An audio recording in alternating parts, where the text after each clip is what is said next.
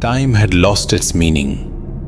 The rain had been hammering against the corrugated tin roof of the Pine Creek crematorium for hours.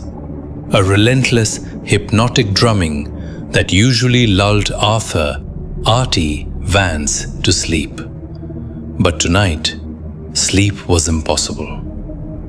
Artie sat in a small glass-walled office, rubbing his bad knee. It always ached when the pressure dropped. Outside the sliding glass door, a stray golden retriever he called Buster was curled up on the dry concrete, whining softly at the thunder. "Hush now, Buster," Artie grumbled, though his heart wasn't in it. He knew the dog wouldn't leave. In weather like this, the poor mutt had nowhere else to go. Artie peered out the window. The floodlights illuminated nothing but sheets of grey rain slashing sideways. The parking lot was empty. Nobody's coming tonight, he thought. He should have been home hours ago, sitting in his trailer with a warm beer. He had stayed late for one reason: the mayor.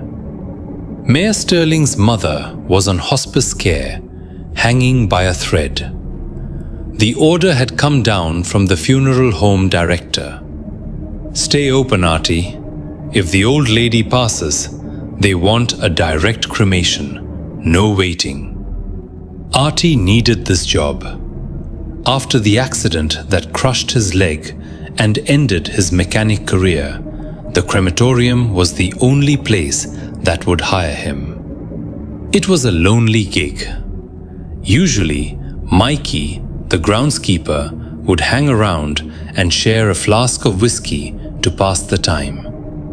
But Mikey had clocked out at 5, leaving Artie alone with the dead and the rain.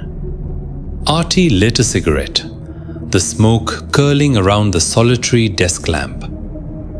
"Maybe I should just lock up," he thought. "If the mayor comes, he has a key." Suddenly, headlights cut through the gloom, sweeping across the office walls. Artie squinted. It wasn't a hearse. It was a beat-up, mud-splattered pickup truck. It backed up aggressively toward the loading bay, nearly hitting the pillars.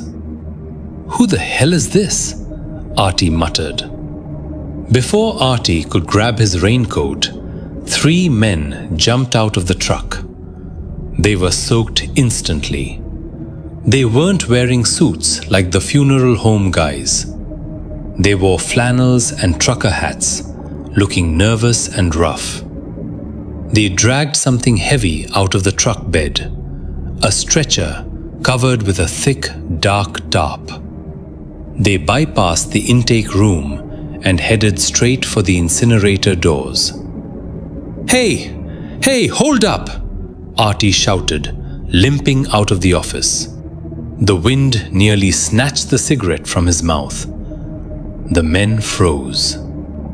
One of them, a tall guy with a jagged scar on his chin, stepped forward.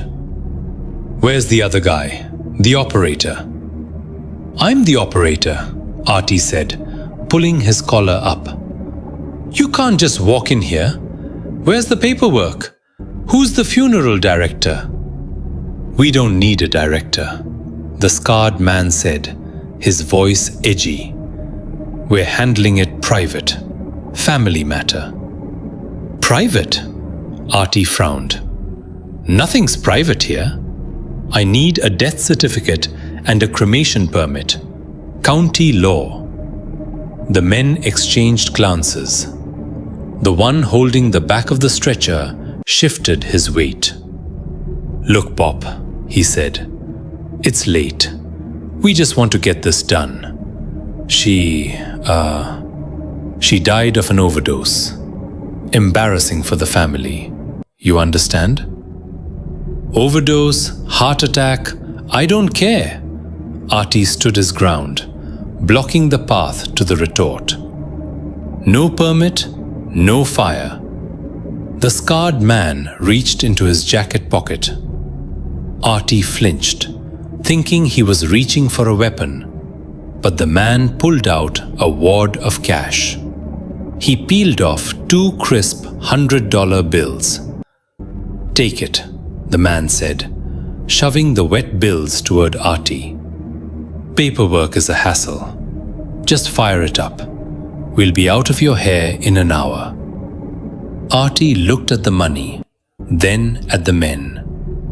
He was poor, sure, but he ran a clean shop. This felt wrong.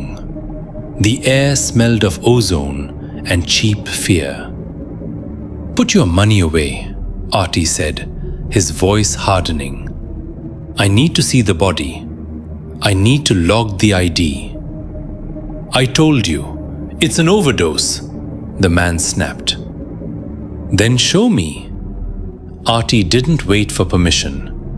He stepped forward and grabbed the corner of the tarp. The men lunged to stop him, but Artie was faster. He yanked the cover back. Artie gasped, stumbling backward against the brick wall. It was a young woman. Her skin was pale, washed out by the harsh floodlights. But it wasn't an overdose. Her white blouse was soaked in red.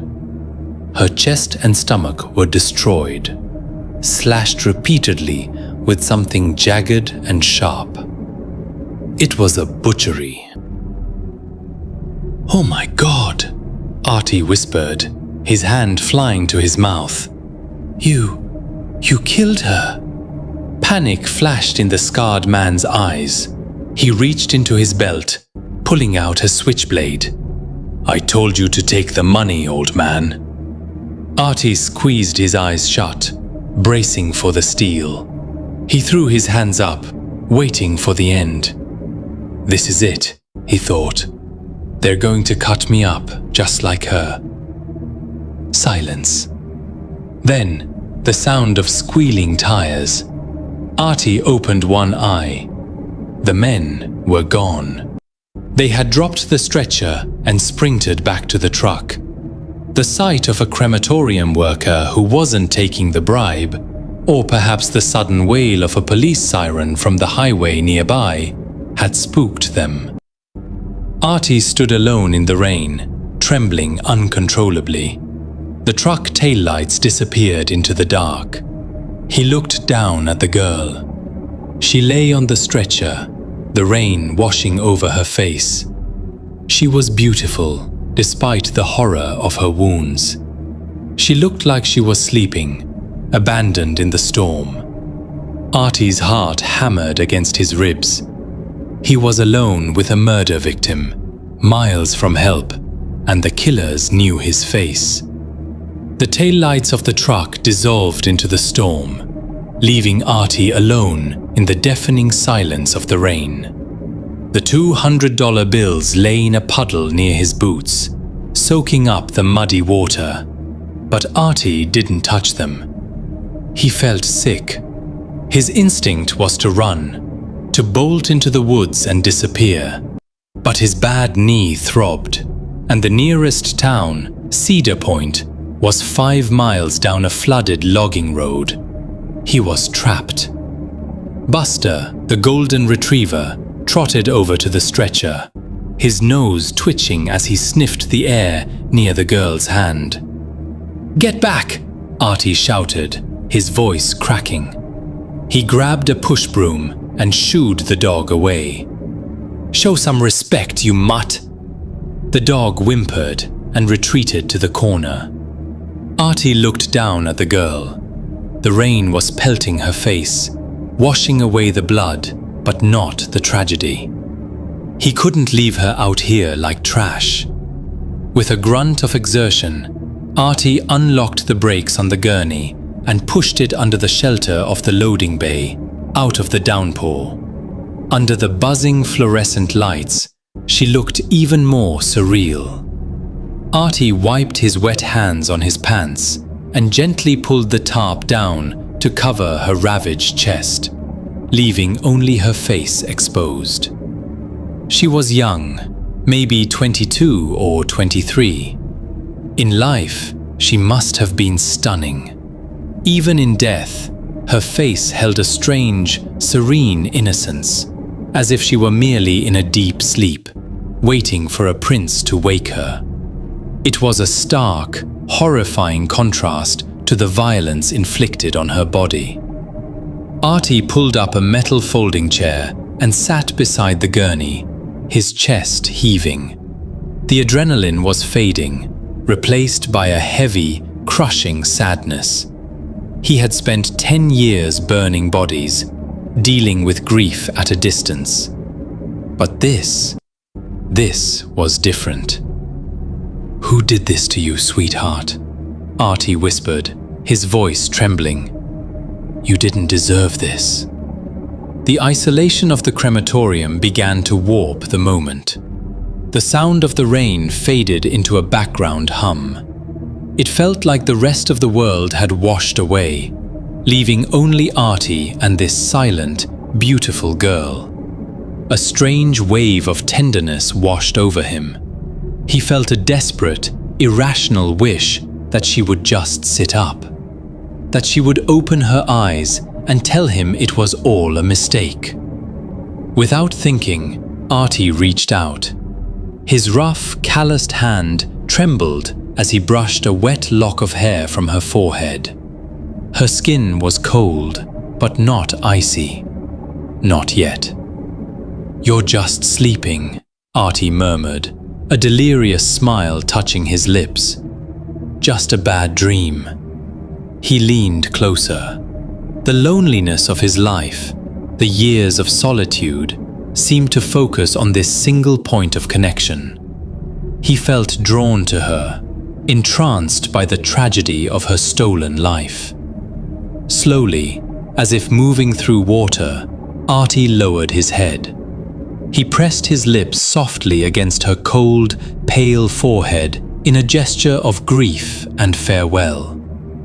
And then the impossible happened. A puff of air brushed against Artie's face. He froze, his heart slamming against his ribs. He pulled back, eyes wide. The girl's lips moved. It wasn't a trick of the light. Her blue lips parted slightly, and a sound, faint as dry leaves skittering on pavement, emerged. "Emily." Artie scrambled backward, his chair clattering to the concrete. "Jesus!" Girl's eyes remained closed, but the whisper came again, stronger this time, echoing with a hollow, metallic rasp that didn't belong to the living. "My name is Emily Thorne. Tell the sheriff. It was Richie Knox from the auto shop. Richie Knox." The head lolled to the side, and the silence returned, heavier than before. Artie's vision blurred. The room spun violently. The terror was too much for his heart to handle. He let out a strangled groan, clutched his chest, and collapsed onto the cold concrete floor, darkness swallowing him whole. Artie woke up to the blinding glare of sunlight and the sharp smell of ammonia. He was lying on a gurney, but not in the crematorium. He was in the back of an ambulance. A paramedic was checking his vitals. Sheriff Miller was standing by the open doors, looking grim. "He's coming too," the paramedic said. Artie sat up with a gasp, grabbing the paramedic's arm. His eyes were wild. "Richie Knox!" Artie screamed, his voice raw. "Sheriff! It was Richie Knox!" Sheriff Miller frowned, stepping closer. "Easy, Artie. You had a minor heart event. We found you on the floor next to that poor girl." "Did you hear me?" Artie yelled, ignoring the pain in his chest. "Her name is Emily Thorne. Richie Knox killed her. He's the one. He drives a beat-up Ford. The sheriff went rigid. He looked at his deputy, then back at Artie. Artie, we haven't ID'd the body yet. How do you know her name is Emily Thorne? That girl has been missing from Cedar Point for 2 days. She told me, Artie sobbed, sinking back onto the pillows. She told me.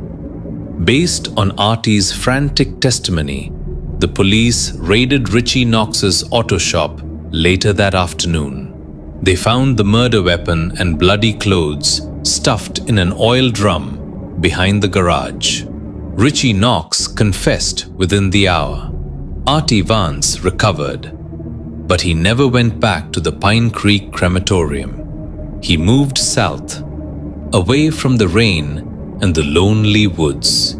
But some nights, when the wind blows just right, he can still feel the cold touch of a girl's skin. And he whispers a prayer for Emily, the girl who woke up just long enough to find justice.